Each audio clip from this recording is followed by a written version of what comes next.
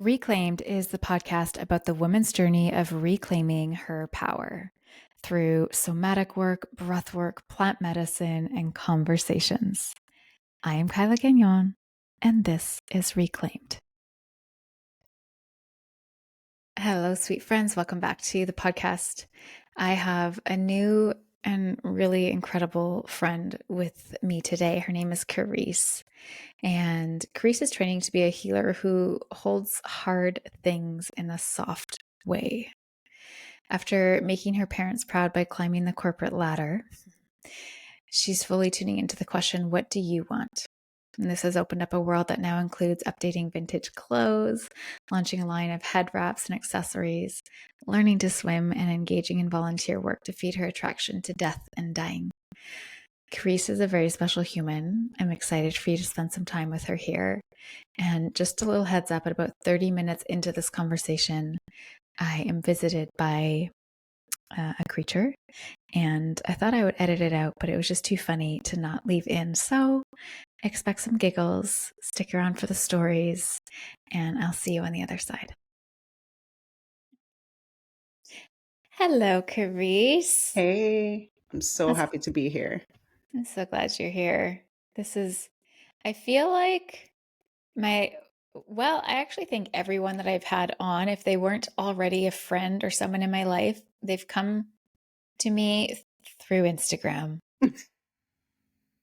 And this is no different. The interwebs have done good things. They've done real good things. Yeah. And there was a time, and I think I still actually probably go there sometimes, where I'm like, I hate social media. Mm-hmm. I am so sick of blah, blah, blah. But if I really stop and think about it, my favorite humans come through there. Yeah. No, Yeah. I've met some really good people. It's just about the usage and what you need. Take what you need. Take what you need. Mm-hmm. Yes, girl. Okay. I am just gonna straight out of the gates ask my first question, and we can do with it what we desire from there. Sounds good. We can girl talk after. But what are you currently reclaiming? So first, from time to time, you'll see me do this because I am very new to being in my body. Okay. So from time to time, when I'm asked something, I'm like, is this you? Or is this you? Yeah. So just ignore that if I start to go there. But what I'm reclaiming, everything I share with you kind of comes with a bit of a story. And Yes. every year I choose a word because I don't do resolutions. They have never worked for me. And so the year of ease was about reclaiming rest without needing to earn it. The year of humility, that was a hard one.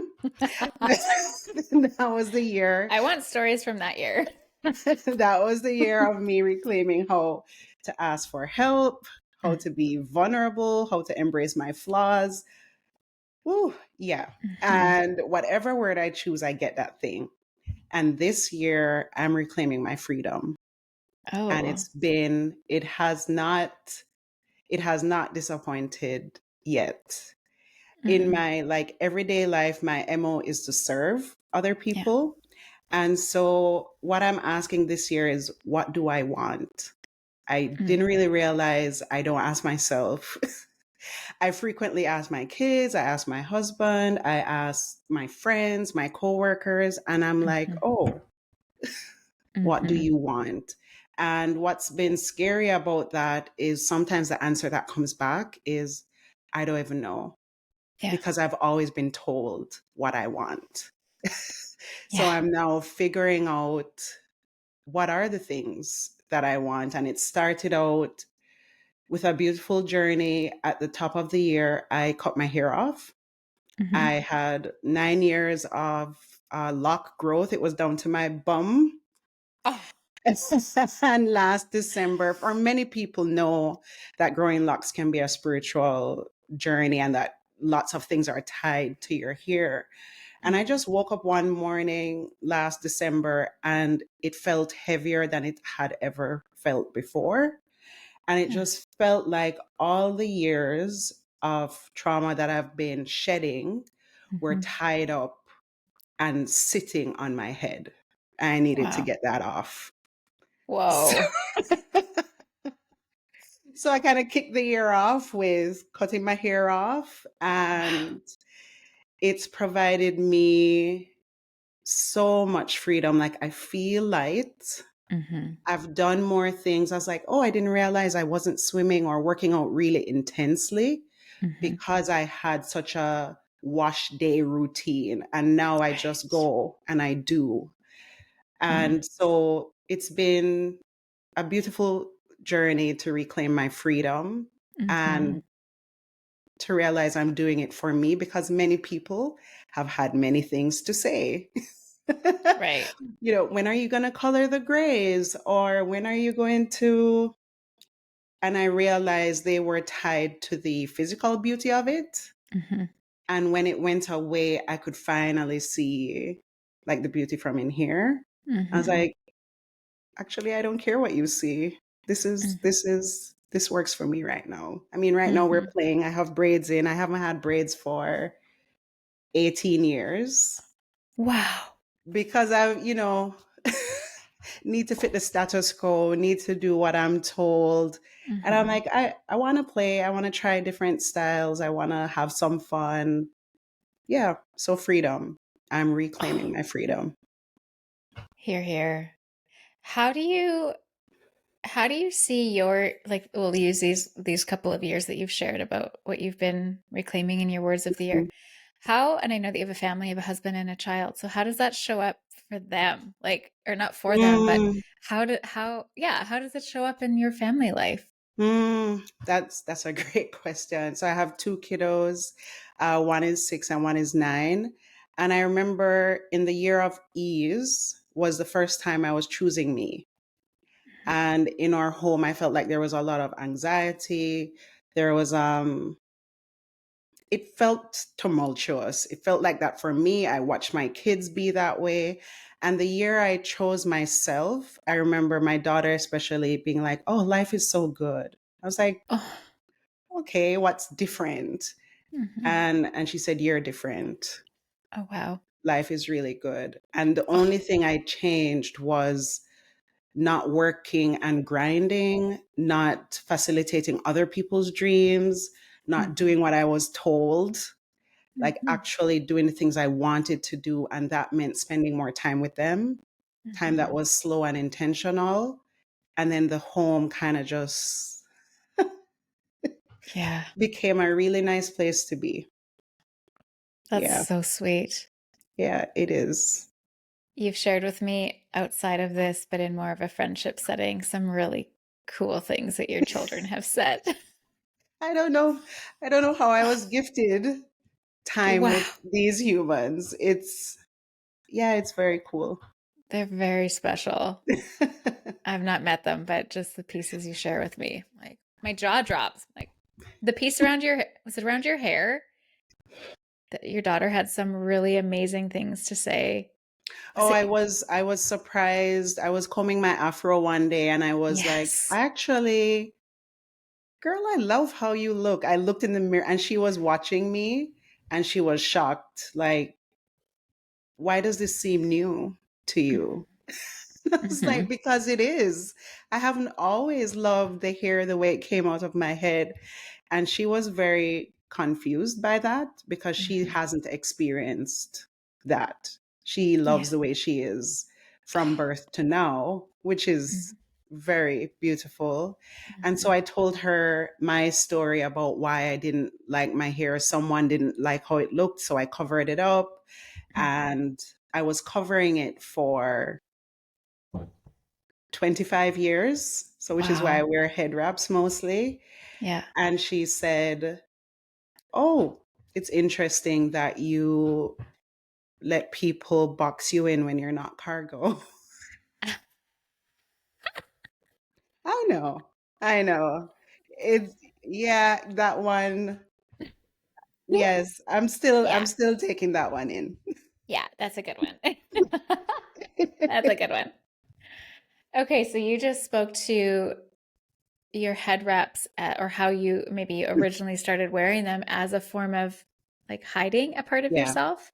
Yeah. And so this is a little sideways of what we maybe earlier spoke about, but it now seems as though it's a real celebration, the way that you're Mm, creating these beautiful wraps for mhm, women. And so I don't know if there was a really clear transition there, or if this is also coming into that, like reclaiming your freedom and the mhm. sense of self of like, this used to mean one thing and now it actually gets to mean something else. Yeah. Like we Like, get to choose.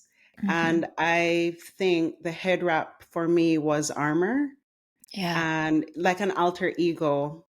I'm Mm. not saying I'm Beyonce, but Beyonce has Sasha Mm-hmm. Fierce. Mm-hmm. I Mm-hmm. have the head wrap. And Same, same. It's the same. and same. So when I put that on, I lead teams in my day job. I'm supposed Mm-hmm. to empower people and support them in the work they have to do. And I have struggles with my mental health. Yeah. So when I have the head wrap on, it just felt like, okay, I'm hiding the insecurities. I'm hiding the things that don't make me feel powerful so I can seem powerful in front of you. Mm-hmm. And as I've gotten to know my power more, I don't need it. I don't Mm-hmm. need it to be powerful, or power looks different to me now. Like vulnerability is powerful, like soft is powerful, like saying today's not a good day is powerful. Mm-hmm. So instead of armor, it's it's a crown. It's just something to Yeah. remind me to keep my chin up and that I had it all along. It wasn't really Mm. needed to power me through what Mm-hmm. I was doing. Mm-hmm. It's just, you speak of it as armor, and whether it's an external armor, such as a head wrap or particular clothing one might wear, Mhm, or a defense mechanism and a pattern mhm, that we go into, it's all such a gift. And thank God that we had and still have sometimes that armor, that protection. mhm, And then how do we recreate our relationship with that? Give it thanks, give it honor. Thank you so much for the support you gave me. Wow. mhm. And And now, now we use you in a different way. yeah. Yeah. I love that. Oh, okay. So how do you help women with their sort of reclaiming their strength stories and rewriting what that might be for them? By telling my own. I think Hmm. storytelling is very powerful. So I'm in school right now to be a counselor. Hmm. And one of the modalities I'm leaning towards is narrative therapy, which Hmm. is like storytelling and kind of teasing out the things in the story that someone might not see. So each of us as humans have perception. And if you tell a story multiple times, you might tell the story the same way over and over again. And so there's this one story when I was studying overseas in Holland. And if you're in Holland, you must ride a bike. So I was riding my bike to school. And then everything went black. And when I opened my eyes, I saw the sky. I was like, okay, someone had hit me off my bike from a car. Oh. And people around me were screaming politi politi, which is, call the police. And Hmm. instead I told the person to bring me to school. And Wow. I went in my class and my hands were throbbing and my knees were throbbing. And then I was like, oh, I've been hit off a car. So Hmm. if we like look at that story the way I've told it, it seems like I abandoned myself Hmm. in that scenario. I didn't stand up for myself. I didn't make him accountable. But if you Hmm. ask the right questions and drill deeper, then you start to see how I might have advocated for myself, but I didn't tell it in the original story. So on the Hmm. drive to school, I said to him, this is my mode of transportation. I need a new bike. I need this type of bike. These are the specs of the bike that Hmm. I need. And at that time in my life, getting my master's was attached to my value. Hmm. So I was not going to not go to school. But Yeah. in the original story, it just seems like, oh, you didn't hold this person accountable. You should have reported it. You should have gotten a lot of money. Hmm. And like, money is not the only currency. And I Hmm. think human beings forget that we all want dignity and to just maintain our humanness. And that when you're in shock, different things happen. Mm-hmm. So telling my own stories and showing kind of the flaws and the raw spots and how human I was and am Mm-hmm. gives people the permission to be human themselves and not be so hard on ourselves about the human things that we do to Mm-hmm. survive, to maintain our dignity, and to be seen. Mm-hmm. It's interesting that we're all, thank you for sharing that, by the way. Did you get a bike? Did you get your I did bike? get a bag. Okay, good. Good. Oh my gosh. That we, we're all, okay, I have so many thoughts in my head. How do I even put that into a sentence? It's like we're all playing the same game. We're all here in the same thing, whatever this thing is that we're in. Mm, And I think at least a large majority of us know that. So, currently in this day and age, what we have is social media and various forms of it to mhm, which we can compare ourselves to others very easily mhm, and try to live up to the roles of what a perfect life and, success is according to the social media of choice. mhm.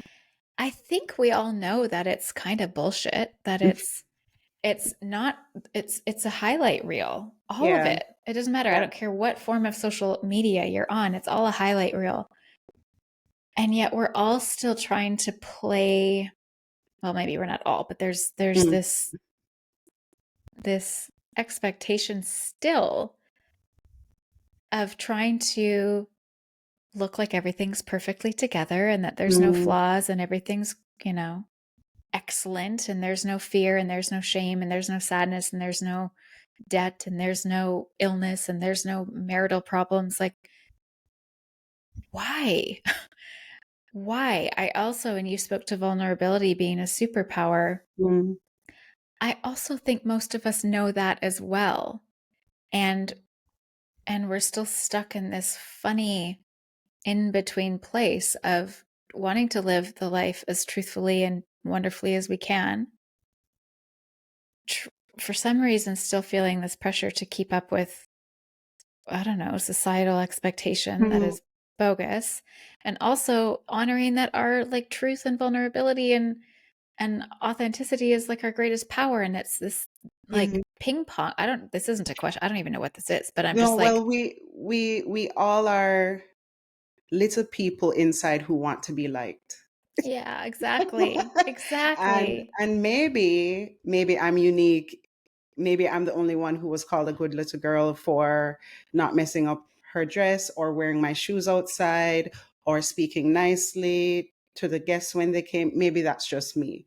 But that continues as we grow up. We want to be the good little girl, to Mm-hmm. be liked and welcomed and in community and belonging. Yeah. We all want that. And the funny thing is, the opposite of that is what is going to get you belonging and community is by Exactly. being raw and real. Because when the camera is off, Mm-hmm. we are all the same. Like everybody like cries and Mm-hmm. grieves and has some kind of anxiety about something that they're worried about. But we Mm-hmm. think if we show that, then I don't know. I don't know what will happen. Mm-hmm. You're right when you say we're just these little kids inside. And speaking of like being the good little girl, I believe that that showed up for everybody in some way, shape, or form. And ultimately, it came with not distracting, not disrupting, keeping things nice and simple, easy Hmm. for everyone, no drama. And so, of course, that your story of being hit by the car, granted, there was adrenaline and a bunch of shock in your Hmm. system, but that really loud inner voice of just be the good girl, don't cause Yeah. any more stress, keep it simple, let's just Yeah. get back to what we were doing, makes a Hmm. lot of sense. But simple Mm, for who? exactly. Yeah. Yeah, actually nobody, Yeah. right? Actually nobody. Are you ready to reclaim your power, embrace your truest, most goddess like self, and become the unfuckable with woman? I thought so. Join me November 25th, 26th, and 27th for a 3-day masterclass called Fiercely Femme. This is more than a masterclass. It's a pathway to your inner goddess. This is a free masterclass. You do not want to miss it. We're going to be speaking all about masculine, feminine energetics, goddess versus the badass, what it is to be integrated and anchored in these energetics versus shaky and unanchored.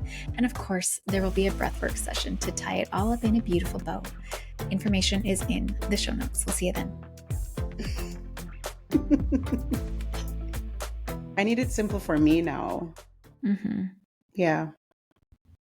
Yeah. Mm-hmm. What's been the biggest piece of resistance for you in this last year?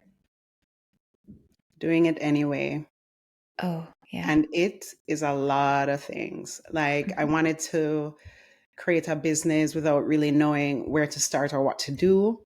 I'm doing it anyway. I have no clue what I'm doing, and I'm doing it anyway.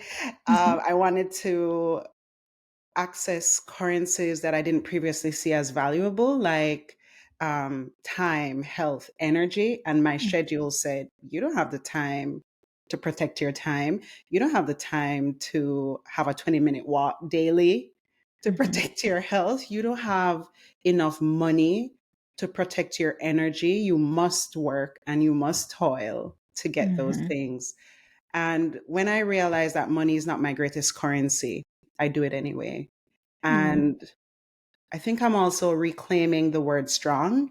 Yeah. Like the strong Black woman trope is one that makes many tired.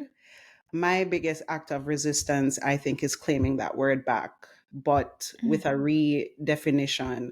Strong is letting my employer know that I need to pick my kids up every day at 3. And I can only work here if I am able to do that, like setting the boundaries for what I need to be whole.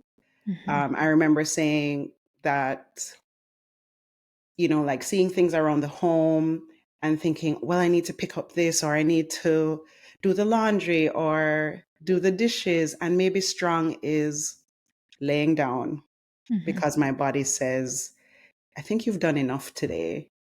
And I really, really like the power of making strong be that for me, like not falling over myself to exist. Yeah. Well, and that's such an important practice for your children to see. Because we learn more so by watching than by listening.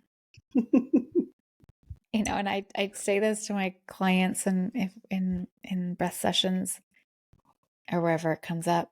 Like we all did a real good job as little kids. We learned everything we saw. We learned our money stories and the lack and the scarcity, and we learned what a quote unquote healthy relationship is by watching a whole bunch of random people be really toxic together.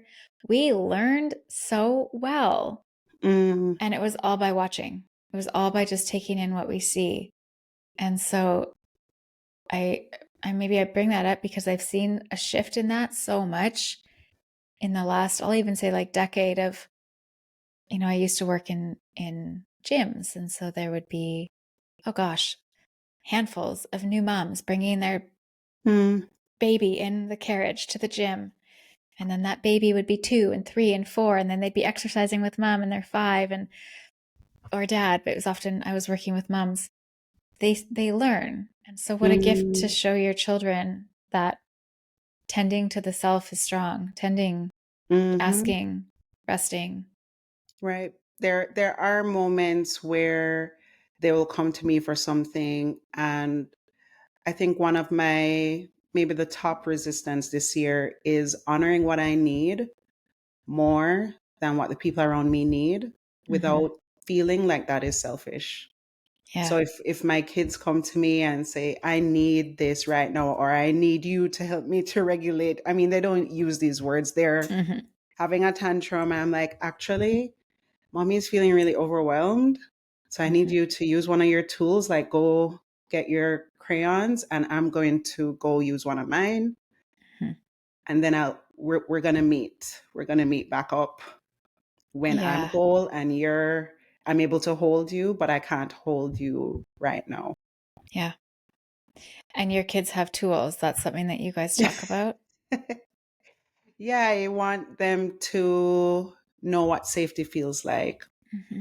I think I'm gifting to them things I didn't always think I experienced.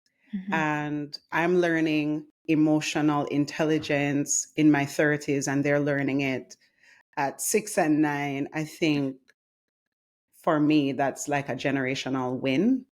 And Yeah. I'm also very gentle with my perception of my parents. When Hmm. I feel how I do as a current parent, I'm like, okay, you guys were just kids. Yeah. You had no idea. You were like first time humans. Like the thing my Hmm. parents and I have in common is that we're both first time humans. Yeah. And they're using the experiences that they had to raise me. And I'm using the experiences that I had and Hmm. doing some research to see if I can do a different job. Yeah. Not a better job, just a different job with the tools Yeah. that I have. Yeah. So Yeah. That yeah. that feels important. And whoever's listening right now, I want you to hit the button that goes back 30 seconds and listen to that again. That feels really important. Yeah. it Thank you for that bringing that that up. provided a lot of healing for me. I Hmm. spent the first part of my healing suppressing anger. Hmm. And then when I got to anger, well, I was very angry. Hmm. Hmm. And then after the anger passed, I was like, okay, perspective. What was my mother's growing up experience? What was my Yeah. dad's growing up experience? Who loved them? Like, I tend to Hmm. sometimes close my eyes, and my 5 year old goes looking for theirs. I know I'm sappy, but So good. they're they're still alive. Like, thank goodness I Hmm. get to heal and be at a place where I can have an adult conversation with my parents Hmm. and still experience them in this lifetime. And I have grace for what they didn't get. Doesn't mean that I don't still get to hurt. Like, the Yeah. two can be true, Yeah. but I get to have experiences with them. So I took them bowling when they visited, and I didn't realize it was their first time. And so my two kids were there, my husband was there, they were there. I was like, there are literally like 6 kids here right now. Yeah. There are 6 kids here right now because they were like stealing turns from my kids because they're like, this is so fun. I need to, and I kind of took a step back and had a like an experience where I was kind of out of my body watching them. I'm like, oh, you've never played. You've never played. Okay.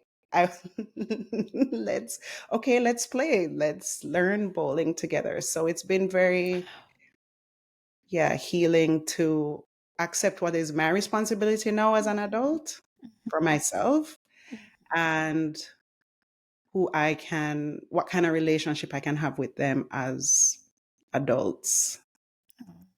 Yeah. That's really beautiful. A lot actually just came up for me as you were sharing that piece around because play. I'm in a group right now with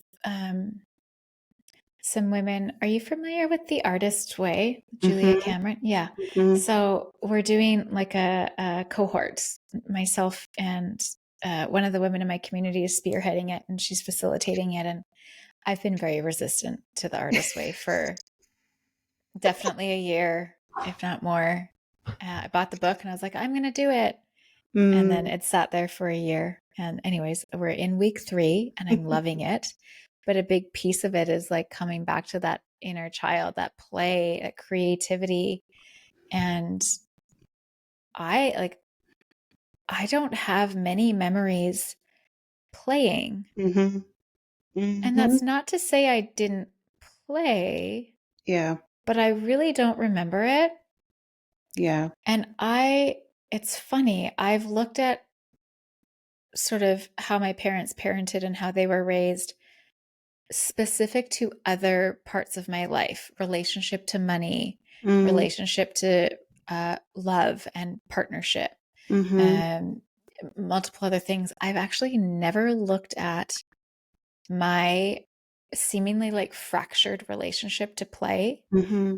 in relation to theirs. And I know full well, I could sit here right now. I don't think my parents ever played. Mm. Knowing what kind of household they both grew up in individually, Yep. nope. Yep. What a thing to consider. Well, And wow, yeah, go ahead. no, I'm considering it for myself too, as you're sharing. So please go on. It's just like and play is even more than just, like playing with dolls and blowing bubbles. Like it's actually more than that. It's our relationship to not taking life so seriously, Yeah. to really seeing maybe you come into contact with a person whose personality is like really kind of wild and out Yeah. there and edgy, and it puts you off because they're in their play. They're in Yeah. there like, this is all just a fantasy anyway. Like, why would we not make this as fun as possible? Right. And so with that, then there's judgment. And so I think about, Mm-hmm. wow, there's so many people walking around in judgment. Were they allowed to play as children? Mm. Do we even know how to play? Do we know how? My son made a kite at school. I picked him up. I was like, "Can I have a try?" He's like, "No, adults don't know how to play." I was like, "Oh, Oh my God. okay." S- So s- he's already noticing that. He said, "You only know how to be in front of your computer. oh, he said that. You don't know how to play." Yeah. And so I took a look at one of the things I love about my children is that I allow their opinions to be their opinions. Whereas when we would give our opinions, it would kind of be like, nope, you don't. Yeah. But I heard it and I was like, oh, I wonder if there's any truth to that. But when he's playing Lego or even bath time is not play, but even bath time, I notice I shy away from bath time Hmm. because when I think about my memories of bath time, I don't remember. And so Hmm. I say to my husband, I can see myself resisting this activity and I Yeah. want these memories with our children. You have to nudge me. I get busy around bath time and he ends up doing it. Yeah. And I said to him, I noticed that I do this thing. I don't want to do that, but I don't know why. I never really Hmm. saw it, just feels uncomfortable to do bath Hmm. time. So Interesting. yeah, we're all just little people in these grown up bodies running around, Yeah. acting professional. Trying on Zoom calls in pretty tops and sweatpants or undies, Yes. whatever. Yeah. Yeah. I have to pause this. My dog brought in a snake. I'm freaking out right now. There's a snake Oh, at my foot. oh, okay. So I'm just gonna call for my partner. This is so funny. This is actually this is perfect timing. I think it's dead. Can you get that, please? I think it's dead. I don't No, know. it's not dead, Tucker. Oof. Are you Oh my serious? goodness. Oof. Oh, thank you, thank you.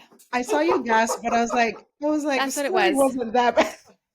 It was a snake on my foot. Oh my God. I might not even edit this out. I think I might actually keep this in. Oh, okay. Tucker, you're disgusting. And I'm also proud of you. He's 13. He doesn't have many teeth. The fact that he can hunt anything is miraculous. But now I feel really bad for the snake because he's probably got a puncture wound and I don't know how long he's going to last. Okay. The So, empath in you is just, oh my God. yeah.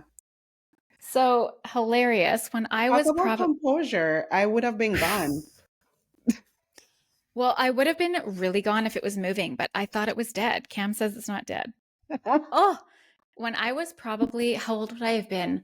My mom and okay, I would have been maybe 7. Mm, And we had this cat, and I don't know if you've ever had a cat, but they like mm, to bring you all sorts of great gifts in the form of dead or half dead rodents or things.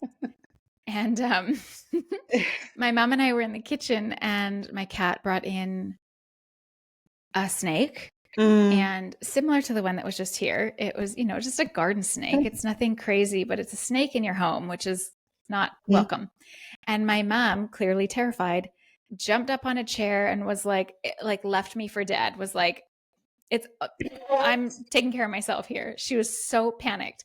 And so then I'm on the floor, and I'm little, so I'm trying to climb on the counter, and this cat or this snake is slithering around our kitchen. So my mom's got a broom, and we're like freaking out. Anyways, we get the snake out, but that's just perfectly timed, coming back to that inner child and like play. My dog is playing. I am coming back to that inner child panic. Oh, Well, okay. It's almost symbolic. I met a friend in the library recently who I've been wanting to publish an article in a magazine because I'm starting to take my writing more seriously. Mm-hmm. And she said, okay, what's your theme? What's your writing? And I said, I don't know. But I started to explain to her that I tell old stories and then I traverse through the new version of it to, be empowered at the end. And she said, oh, do you know the myth of the snake eating its tail? I said, no. Oh. I don't, but it's like, just going back to the old and making it new. So now I need to look it up for sure. Uh-huh. Yes. That's funny.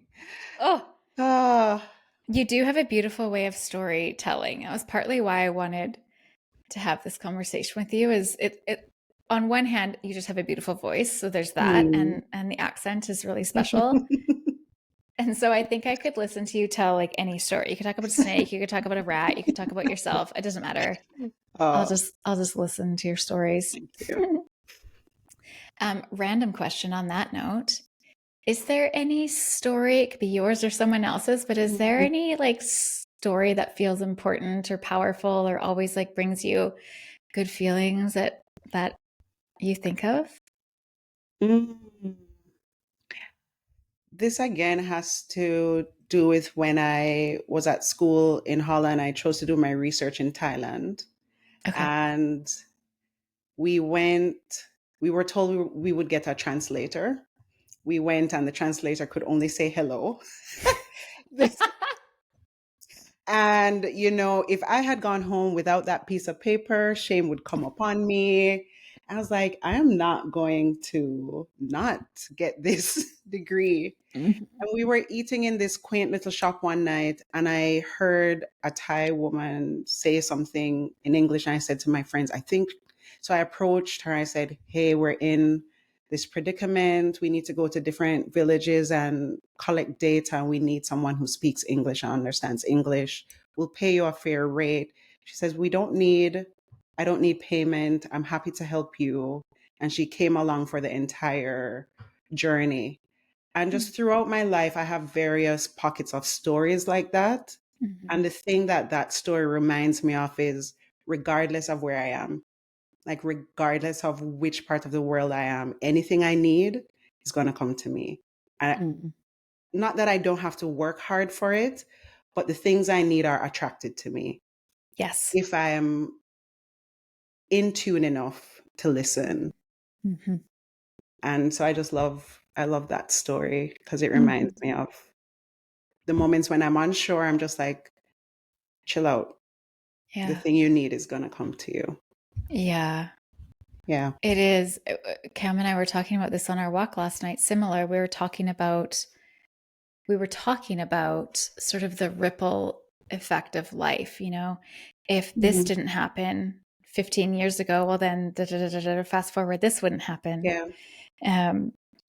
And connecting all the dots. And in that, we were just sharing how whatever is meant for us, it will show up in various different forms until we see it. But it is what is for you is there, and it will always be available. It's just up to us to eyes open and actually be looking up. So many of us are looking down or looking back. Sometimes we have to remove the judgment because what we need is not always in the package we expect it in. Precisely. I remember when we moved to Canada, we started out in Toronto, and as a certified professional in my field, the only job I could get was sorting clothes at the Goodwill. And I was not feeling happy about this opportunity. And I went and I sorted, and I was really down on myself about it. And then when I changed my attitude, I started color coding and working a bit faster. I got an opportunity here in Victoria. And fast forward 11 years later, I am collecting secondhand clothes to, sell capsule boxes for women. And then I thought, oh, universe was already telling me from 10 years ago, there's something here for you that's going to be a part of your story, that's going to make you prosperous, that's going to be good. And I was too arrogant at the time to listen. Yeah. So. Gosh. It reminds me also, I feel like we just talked about this in my house. I might mess it up, but do you know the story of the Chinese farmer and his, oh, okay. I feel like I actually want to pull this up because I think you will love this. I can't believe there's a snake in my office. I'm freaking You out. handled that well. I was like, oh. Oh, there's still like it's in my body.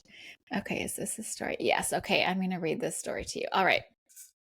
The story of the Chinese farmer. Once upon a time, there was a Chinese farmer whose horse ran away. And that evening, all of his neighbors came around to commiserate. They said, "We're so sorry to hear your horse has run away. This is most unfortunate." And the farmer said, "Maybe."